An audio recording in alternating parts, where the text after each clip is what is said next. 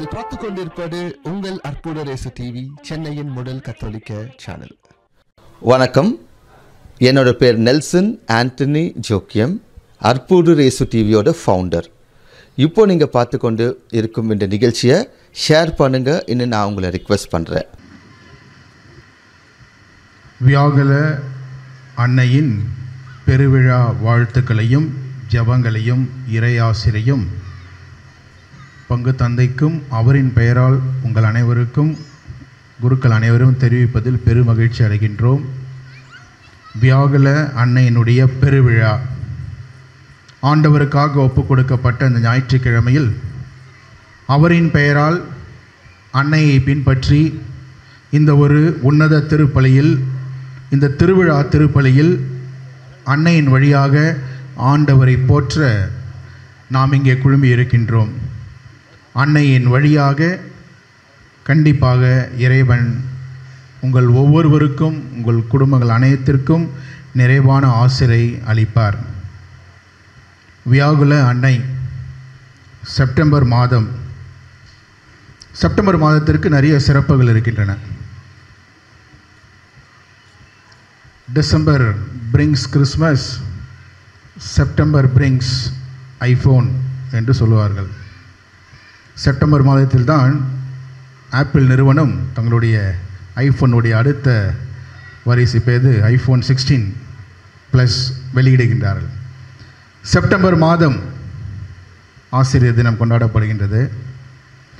September மாதம் அன்னையினுடைய பிறந்த நாள் 8ஆம் தேதி கொண்டாடப்படுகின்றது. நமக்கு ஆரோக்கியம் தரும் ஆரோக்கிய அன்னை வேளாங்கண்ணி மாதாவுடைய பெருவிழா இந்த செப்டம்பர் மாதத்தில் இடம்பெறுகின்றது. செப்டம்பர் மாதத்தில் அன்னையினுடைய தூய்மை மிகு பெயர்கள் நினைவு கொண்டாடப்படுகின்றது. செப்டம்பர் மாதத்தில் திருச்சிலுவையின் மகிமை நேற்று கொண்டாடப்படுகின்றது. செப்டம்பர் மாதத்தில் அன்னை மரியாளின் துயரங்கள் நினைவு நமக்கு விழா இன்று கொண்டாடப்படுகின்றது. இந்த செப்டம்பர் மாதம் முழுவதும் அன்னையையும் ஆண்டவர் இயேசு கிறிஸ்துவையும், குறிப்பாக இந்த துன்பத்தின் வழி மீட்பு என்பதை மையப்படுத்தியதாக அமைந்திருக்கின்றது. அதுவும் இன்னும் சிறப்பாக ஆண்டின் பொதுக்காலம் 24ஆம் ஞாயிறாகிய இன்றைய ஞாயிற்றுக்கிழமை திருவழிபாடு இந்த துன்பத்தின் வழியில்தான் ஆண்டவர் நம்மை மீட்டார். எனவே இந்த துன்பத்தை ஏற்றுக்கொள்வதன் மூலமாக தான் நாம் பெற்றுக்கொண்ட இந்த ஒரு மீட்பு வளருகின்றது, இந்த மீட்பு முழுமையடைகின்றது என்ற ஒரு ஆழ்ந்த ஒரு கருத்தை இந்த ஒரு ஞாயிறு வழிபாடு நமக்கு தரும் பொழுது, ஏதோ அன்னை மரியாளின் வழியாக ஆண்டவர் இயேசுவே ஏற்படுத்தி கொடுத்த ஒரு உன்னத ஒரு நாள் இந்த நாள். இந்த இறைவார்த்தை வழிபாடு சிறப்பாக கொண்டாடப்பட்டதிலும் எனக்கு தனிப்பட்ட விதத்திலே ஒரு பங்கு தந்தைக்கு பாராட்டும் ஒரு மகிழ்ச்சியும் இருக்கின்றது.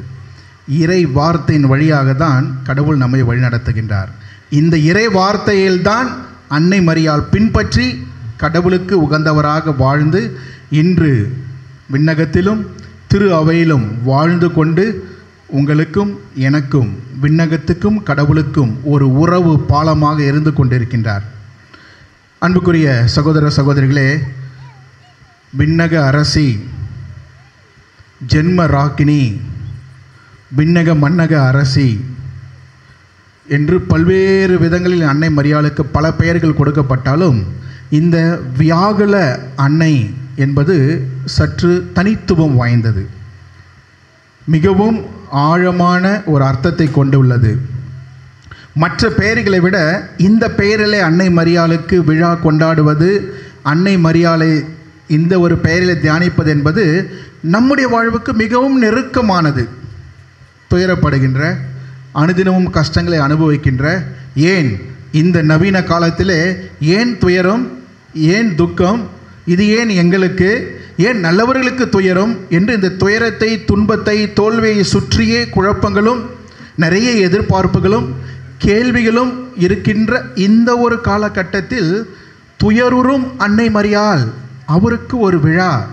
வியாகுல அன்னை அந்த துயரப்படுகின்ற அன்னையை உருவப்படத்திலே சுரூபத்திலே பார்த்து ஜெபிப்பது, அதிலிருந்து ஆறுதல் அடைவது என்பது மற்ற எல்லா கொண்டாட்டங்களை விட மிகவும் நம்முடைய வாழ்வுக்கு நெருக்கமான ஒரு கொண்டாட்டம் இந்த வியாகுல அன்னையினுடைய பெருவிழா.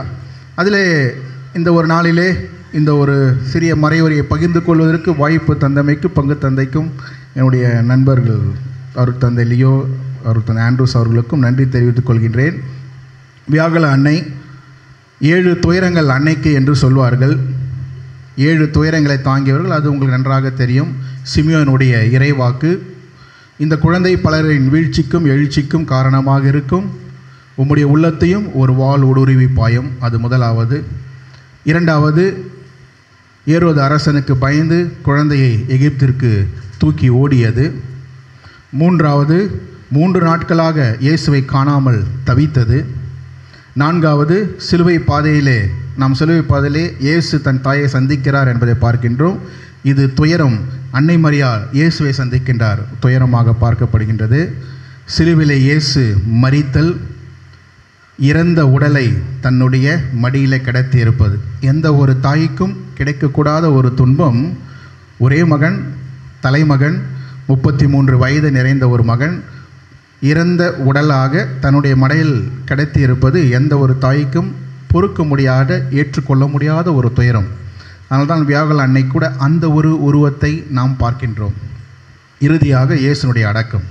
இப்படி 7 துயரங்களை கொண்ட அன்னை மரியாளாக இருந்தாலும் இன்று நமக்கு சிந்திக்க கொடுக்கப்பட்ட இந்த ஒரு தலைப்பு, இதை கூட பங்கு தந்தைக்கு நன்றி சொல்ல வேண்டும். துயர் ஒருவோருக்கு தஞ்சம் அன்னை மரியாள். ரொம்ப அற்புதமான ஒரு வார்த்தைகள். துயர் ஒருவோருக்கு தஞ்சம் அன்னை மரியாள். ஃபுல்டன்ஷீன் அவர்கள் த வேர்ல்ட்ஸ் ஃபர்ஸ்ட் லவ் என்ற ஒரு புத்தகத்திலே முழுவதுமாக அன்னை மரியாளை பற்றி எழுதியிருக்கின்றார். அதிலே இந்த மடோனா, இந்த அன்னை மரியாள், இவர் அதிகமாக அன்பு செலுத்துபவர், நம்மேல் அன்பு செலுத்துபவர், தன் மகன் மேலும் அன்பு செலுத்துபவர். ஓகே, ஒரு தாய் கண்டிப்பாக அன்பு செலுத்துபவர் தான். ஆனால் தன்னுடைய பிள்ளைகளுடைய வலியை உணர்கின்ற ஒரு தாய், அப்படி உணராத ஒரு தாய் லவ்லெஸ் மடோனா என்று அவர் சொல்கின்றார். இன்று நாம் வியாகுல அன்னைக்கு விழா கொண்டாடுகின்றோம் என்றால் நம்முடைய வலிகளை ஆண்டவர் இயேசு கிறிஸ்துவை போல முழுவதுமாக உணர்கின்ற ஒரு தாய் தான் இந்த ஒரு அன்னை மரியாள். நிறைய வியாகுல அன்னையினுடைய அந்த சுரூபத்திலே 7 துயரங்கள், 7 சாட் இல்லைனா கத்தி அவருடைய இதயத்தில் குத்தி இருப்பது போல சுரூபத்தை நாம் பார்க்கின்றோம். இதற்கும் ஃபுல்டன்ஷீன் சொல்கின்றார், இந்த ஒரு கத்தி 2 முனைகளை கொண்டது. ஒன்று இயேசுடைய இதயத்தையும் தாக்கி இருக்கின்றது, அன்னை மரியாளுடைய இதயத்தையும் தாக்கி இருக்கின்றது. தன்னுடைய வலிகளை உணர்கின்ற ஒரு தாய். இதை பற்றி நான் சிந்திக்கும் பொழுது கூட எனக்கு ஒரு தனிப்பட்ட அனுபவம் கூட இருக்கின்றது. பல வருடங்களுக்கு முன்பாக நான் ஒரு பிரதராக இருக்கும் பொழுது என் சகோதரருடன் நான் வீட்டில் பைக்கில் செல்லும்போது எனக்கு ஒரு விபத்து நடந்தது. அந்த நேரத்தில், விபத்து நடக்கின்ற நேரத்தில் என்னுடைய அம்மா அவங்க மார்க்கெட் போயிருக்காங்க. மார்க்கெட்டில் நடந்து போய்கொண்டே இருக்கும்போது அவங்க தன்னை அறியாமல் கத்தி இருக்கிறாங்க. அப்புறம் வீட்டுக்கு வந்து என்னன்னு பார்க்கும் பொழுது அங்கே பைக்கில் கீழே விழுந்து அடி பண்ணுகின்ற நேரமும் அதே நேரத்தில் இவங்க ஒன்றும் நடக்கலை, அங்கே ஏதோ ஒரு லாரியில் கம்பி இருந்திருக்கிறது. அந்த கம்பி அவங்களை நோக்கி வந்து குத்துவது போன்ற ஒரு உணர்வு அவர்களுக்கு ஏற்பட்டிருக்கின்றது. அதனால் அவர்கள் கத்தி இருக்கின்றார்கள். நிறைய நேரத்தில் நமக்கு தெரியும், நமக்கு உடம்பு சரியில்லை அப்படின்னா தூரமாக இருக்கின்ற அம்மாவுக்கு ஏதோ ஒரு இன்ட்யூஷன், ஏதோ ஒன்று அவர்களுக்கு ஒரு மாற்றம். உடனே ஃபோன் பண்ணி, என்னப்பா நல்லா இருக்கிறியா? நிறைய பேருக்கு அந்த அனுபவம் இருக்கின்றது. இந்த மன்னக தாய்க்கே தன்னுடைய குழந்தைகளுடைய குறிப்பாக வலி, மகிழ்ச்சி அல்ல, வெற்றி அல்ல, குறிப்பாக தோல்வி, வலி இவைகளை ஏற்படும் பொழுது ஒரு இனம் புரியாத, புரிந்து கொள்ள முடியாத ஒரு தொடர்பு, ஒரு உணர்வு மன்னக தாய்களுக்கே ஏற்படுகின்றது. விண்ணக தாயாக அன்னை மரியாள் இயேசுனுடைய இணை மீட்பாளர். இயேசு நம்மை மீட்டார், அவருக்கு கோ-ரெடம்ட்ரிஸ்ட், உடன் இருந்து துணை புரிந்த இந்த மீட்புக்கு என்று சொல்லும்போது எப்படி அவர் உடனிருந்து துணை புரிந்தார்? எப்படி இயேசு சிலுவையிலே இந்த வலியின் மூலமாக நம்மை மீட்டாரோ அதே போல் இந்த இணை மீட்பாளரும் நம்மளுடைய வலிகளை, மனித குலத்தினுடைய வலியை ஏற்றுக்கொள்வதன் மூலமாக தான் அந்த ஒரு மீட்பிற்கு உதவி புரிந்தார் என்பதை பார்க்கின்றோம். நம்முடைய விசுவாச அறிக்கையிலே பாதாளத்திலே இறங்கி 3ஆம் நாள் மரித்தோரிடமிருந்து உயிர்த்தெழுந்தார் என்று நாம் அறிக்கையிடுகின்றோம். இது தேவையா? எல்லாமல்ல கடவுளுக்கு பாதாளத்திலே இறங்கி, ஏன் இந்த பாதாளத்திலே இறங்கி ஒரு பாவத்தினுடைய உச்சக்கட்டம், ஒரு வலியினுடைய ஒரு கொடூரம் மொத்தத்தையும் அவர் தன்னகத்தே ஏற்றுக்கொண்டார் என்பதற்காக தான் பாதாளத்தில் இறங்கி 3ஆம் நாள் மரித்தொருந்து உயிர் தெழுந்தார் என்று அறிக்கையிடுகின்றோம். அன்புக்குரிய சகோதர சகோதரிகளே, நம்முடைய இந்த உலகத்திலே இந்த காலகட்டத்திலும் சரி, முந்தைய காலகட்டத்திலும் சரி, ஏன் வருகின்ற நாட்களிலும் சரி, ஒட்டுமொத்த அது உடல் சார்ந்த, மனம் சார்ந்த, உளம் சார்ந்த, பொருளாதார சார்ந்த, சமூகம் சார்ந்த எப்படிப்பட்ட சோதனையாக வழியாக இருந்தாலும் இவை அனைத்தையும் ஆண்டவர் இயேசு கிறிஸ்துவுக்கு இணையாக தன்னிலே உணர்கின்றவள் தான் இந்த ஒரு தாய், வியாகுல தாய் என்பதை இன்றைய விழா, இந்த ஒரு தலைப்பு, இந்த ஒரு இறைவார்த்தை நமக்கு அறிவுறுத்துகின்றது. இன்றைய நற்செய்தி வாசகத்திலே நாம் யோவான் நற்செய்தியில் வாசிக்க கேட்டோம். தன்னுடைய மகன் இன்னொருவரை காண்பித்து, இவர்தான் உம்முடைய மகன், இனிமேல் நீங்கள் தான் அவருக்கு தாய் என்று சொல்வது. இங்கு சொல்லுகின்ற வார்த்தையும் கானாவூர் திருமணத்திலே அதை பற்றி நாம் என்ன செய்ய முடியும், எனது நேரம் இன்னும் வரவில்லையே என்று தண்ணீரை திராட்சரசமாக மாற்ற இயேசு மறுக்கும் பொழுது சொன்ன அந்த அழைப்பும் ஒன்றாக இருப்பதாக விவிலிய அறிஞர்கள் சொல்லுகின்றார்கள். என் மகனுடன் இருக்கின்ற உறவே துண்டித்தாலும் என் பிள்ளைகளுக்கு உள்ள குறை நீங்க வேண்டும், இந்த உலகத்தில் இருக்கின்ற வலி நிவாரணம் பெற வேண்டும் என்ற ஒரு எண்ணத்தில் அந்த உறவை விட்டு கொடுக்கவும் தயாராக இருக்கின்றவர் தாய் என்பதை இன்றைய நற்செய்தி வாசகம், இந்த கானாவூர் திருமண நிகழ்வு நமக்கு காண்பிக்கின்றது. இந்த வலிகளை தாங்கிக் கொள்கின்ற அன்னை மரியாள் என்று பார்க்கும் பொழுது, நாம் வாழுகின்ற இந்த ஒரு காலகட்டம் வலிகளிலிருந்து எப்படி தப்பித்து கொள்ளலாம், வலிகளை எப்படி போக்கலாம், நல்லா இருப்போம், எல்லாரும் நல்லா இருப்போம், உங்களுடைய துக்கம் எல்லாம் சந்தோஷமாக மாறும், விவிலிய வசனம்தான். இருந்தாலும் இந்த துன்பங்களை எப்படி தள்ளி வைப்பது, துன்பங்களிலிருந்து எப்படி ஓடி விடுவது என்பது, அதற்கான வழிகளை எப்படி கண்டுபிடிப்பது என்பது தான் இந்த சமுதாயம் நமக்கு சொல்லிக் கொடுத்து கொண்டே இருக்கின்றது. இந்த ஒரு சூழலிலே இன்று நாம் கொண்டாடுகின்ற இந்த ஒரு விழாவும் சரி, அன்னை மரியாளுடைய எடுத்துக்காட்டும் சரி, எல்லாவற்றுக்கும் மேலாக இன்றைய ஞாயிற்றுக்கிழமை நற்செய்தி வாசகத்தில் கூட என் சீடராக இருக்க விரும்பினால், என்னை பின்பற்ற விரும்பினால் தன்னை மறந்து அன்றாட சிலுவையை சுமந்து கொண்டு என்னை பின்பற்ற வேண்டும், வேற வழியே இல்லை, இதுதான் வழி, சிலுவையின் வழிதான் மீட்பு, துன்பத்தின் வழிதான் மீட்பு என்பதை நம்முடைய ஆண்டவர் இயேசு கிறிஸ்து வாழ்வாலும் வார்த்தையாலும் சொல்லிக் கொடுத்தார். அந்த வார்த்தையை முழுமையாக வாழ்ந்த இந்த அன்னை மரியாள், இந்த 7 துயரங்கள் மட்டுமல்லாமல் அன்னை மரியாளுடைய தொடக்க வாழ்க்கையிலே தான் நாம் பார்ப்போமே. விவிலியத்தில் கணவனை அறியாமல் கருதாங்கி ஒரு மகனை பெற்றெடுப்பீர், அந்த ஒரு 12 அல்லது 14 வயது தான் அன்னை மரியாளுக்கு இருக்கும் மங்கள வார்த்தை அருளப்படும் போது என்று சொல்லப்படுகின்றது. புரியாத ஒரு நிலை, குழப்பமான ஒரு நிலை, இது எப்படி நிகழும், நான் கன்னி ஆயிற்றே என்று ஓரளவுக்கு தைரியத்தை வளர்த்து கொண்டு சொல்லிய அந்த ஒரு பெண், இது வந்தவர் கடவுளால் அனுப்பப்பட்டவர், இது கடவுளால் நிகழும் என்று தெரிந்தவுடனே இந்த ஏற்றுக்கொள்ளுதலே மிகப்பெரிய ஒரு வழி. ஆனால் இதோ ஆண்டவருடைய அடிமை, உமது வார்த்தையின்படியே எனக்கு ஆகட்டும் என்று தன்னுடைய வாழ்விலே இதை ஏற்றுக்கொண்டவர் அன்னை மரியாள். பிறகு சிமியோனுடைய அந்த ஒரு வார்த்தைகள் அவரை தாக்கியது. ஏன் குழந்தையை மாட்டுத் தொழுவத்தில் இருக்கும் பொழுது கூட இந்த இடையர்கள் வந்து சந்திக்கும் பொழுது எங்களுக்கு சொன்னாங்க, எங்களுக்கு சொல்லப்பட்டது, பெத்லகேமிலே இந்த மாட்டுத் தொழுவத்திலே உங்களுக்காக மெசியா பிறந்துள்ளார் என்று சொல்லப்பட்டது. இதை கேட்ட அன்னை மரியாளுக்கு சுத்தமாக புரியல, ஒரு குழப்பமான ஒரு நிலை. லூக்கா நற்செய்தியில் அழகாக பதிவீடு செய்கின்றார். இந்நிகழ்வுகளை எல்லாம் ஆழ்மனதில் பதிய வைத்து சிந்தித்து வந்தவர் அன்னை மரியாள். ஏன் ஆழ்மனதில் பதிய வைத்து சிந்திப்பது? நிறைய துன்ப நேரங்கள் தான், நம்மை தாக்கிய வார்த்தைகள் தான், நம்மிலே ஏற்படுத்த வடுவுகள் தான், காயங்கள் தான் ஆழ்மனதில் பதிய வைக்கப்படுகின்றன. இது கண்டிப்பாக அன்னை மரியாளை பாதித்தது. மரியா உங்கள் மகன் வந்திருக்கிறான், ரொம்ப அழகாக போதிக்கிறான், வா வந்து பார்க்கலாம். ஓடி போகிறாங்க. யார் என் தாய், யார் என் சகோதரர்கள் என்ற ஒரு வார்த்தை அன்னை மரியாளுக்கு முழுவதுமாக புரிந்ததா? இல்லை, புரியவில்லை. குழப்பமான ஒரு நிலை இருந்தாலும் ஏற்றுக்கொள்கின்ற அன்னை மரியாளையை பார்க்கின்றோம். பிறகு கல்வாரி பாதையிலும் சரி, இன்றைய நற்செய்தியில் கேட்டது போல சிலுவை அடியிலும் சரி, இறந்த உடலை மடியில் கடத்தி இருக்கும் பொழுதும் சரி, முழுவதுமாக புரிந்த ஒரு நிலையை இருக்கின்ற ஒரு பெண்மணியாக அன்னை மரியாளை நான் பார்க்க முடியவில்லை.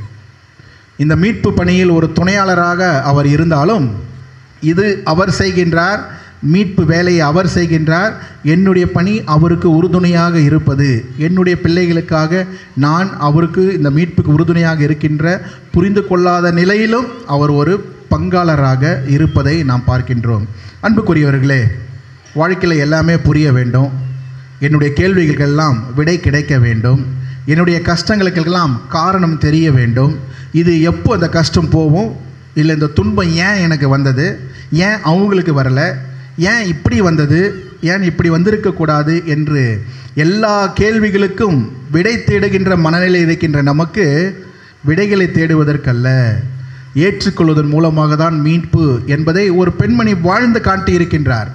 தன்னுடைய வாழ்வால் வாழ்ந்து காட்டியது மட்டுமல்லாமல் பிறருடைய வழிகளையும் தன்னுடன் சுமக்க தயாராக வாழ்ந்து காட்டிய ஒரு அன்னை மரியாளை இன்று நம் கண்முன் நிறுத்துகின்றது இந்த விழா, நம் கண்முன் நிறுத்துகின்றது நம்முடைய தாய் திரு அவை. அன்புக்குரிய சகோதர சகோதரிகளே, தொடர்ந்து இந்த திருப்பலியிலே பங்கெடுக்கின்ற நாம் இந்த விழா தொடக்கத்தில் கூட அவர் லேடி ஆஃப் கம்பேஷன் என்ற ஒரு டைட்டிலில் கொண்டாடப்பட்டது. ஒரு ஆறுதல் தருகின்ற ஒரு நம்முடைய கஷ்டங்களை எல்லாம் ரொம்ப இறக்கப்பட்டு, ஓ அப்படியா அப்படியாச்சா உங்களுக்கு, அது ஒரு கம்பேஷன். ஆனால் இந்த வழிகளை ஏற்றுக்கொள்கிற வியாகுல அன்னை என்று சொல்லும் பொழுது அவர் சாரோ, அவர் லேடி ஆஃப் சாரோஸ், அந்த வழியை ஏற்றுக்கொள்கிறவர், தண்ணியில் ஏற்றுக்கொள்கிறவர். எப்படி you get into the shoes of the other அப்படின்னு சொல்லுவாங்க, இன்னொருத்தருடைய அந்த ஷூவில் அவங்களுடைய நிலையில் இருந்து பார்ப்பது, அப்படி பார்ப்பவர் தான் இந்த ஒரு அன்னை மரியாள். முதலில் இது செப்டம்பர் மாதத்தினுடைய 3வது ஞாயிற்றுக்கிழமையில் இந்த விழா கொண்டாட வேண்டும் என்று அமைக்கப்பட்டது. பிறகு 10ஆம் பத்திநாதர் அவர்கள் 1913ஆம் ஆண்டு ஞாயிற்றுக்கிழமைக்கு முக்கியத்துவம் கொடுக்க வேண்டும் என்பதற்காக இந்த விழாவை 14ஆம் தேதிக்கு அடுத்து 15ஆம் தேதி, ஏன் 14ஆம் தேதி திருச்சிலுவையின் மகிமையினுடைய ஒரு விழா, அந்த விழாவுக்கு அடுத்த நாள் இந்த ஒரு விழாவை கொண்டாட வேண்டும். அது அப்படிதான் இன்று அமைந்தது. ஆனால் இன்று ஞாயிற்றுக்கிழமையாகவும் அமைந்து இருக்கின்றது. எனவே இந்த திருச்சிலுவையினுடைய மகிமை என்பது அன்னை மரியாள் முழுவதுமாக வாழ்ந்தார். அன்னை மரியாளை தவிர வேறு யாருமே இந்த சிலுவையை முழுமையாக புரிந்து கொண்டு வாழ்ந்தவராக பார்க்க முடியாது. அன்புக்குரிய சகோதர சகோதரிகளே, நம்முடைய துன்பங்கள் மட்டுமல்ல, சமுதாயத்திலே அக்கம் பக்கத்திலே வலிகளை, சோதனைகளை, வேதனைகளை பார்க்கும் பொழுதெல்லாம் இந்த அன்னை மரியாளை எடுத்துக்காட்டாக பின்பற்றி அவர் வழியாக ஜெபித்து இந்த வழியின் மூலமாக, இந்த சிலுவையின் வழியாக தான் நமக்கு மீட்பு என்பதை உணர்ந்தவர்களாக அத்தகைய நம்பிக்கையை இறைவன் தர வேண்டும் என்று அன்னை மரியாள் வழியாக ஜெபித்து பக்தியோடு திருப்பலியில் பங்கெடுப்போம். இறைவன் உங்கள் அனைவரையும் நிறைவாக ஆஸ்வதிப்பாராக. நீங்கள் பார்த்து கொண்டிருப்பது உங்கள் அற்புத ரேசு டிவி, சென்னையின் முதல் கத்தோலிக்க சேனல். வணக்கம், என்னோட பேர் நெல்சன் ஆண்டனி ஜோக்கியம், அற்புத ரேசு டிவியோட ஃபவுண்டர். இப்போ நீங்கள் பார்த்து கொண்டு இருக்கும் இந்த நிகழ்ச்சியை ஷேர் பண்ணுங்கள் இன்னும் நான் உங்களை ரிக்வெஸ்ட் பண்ணுறேன்.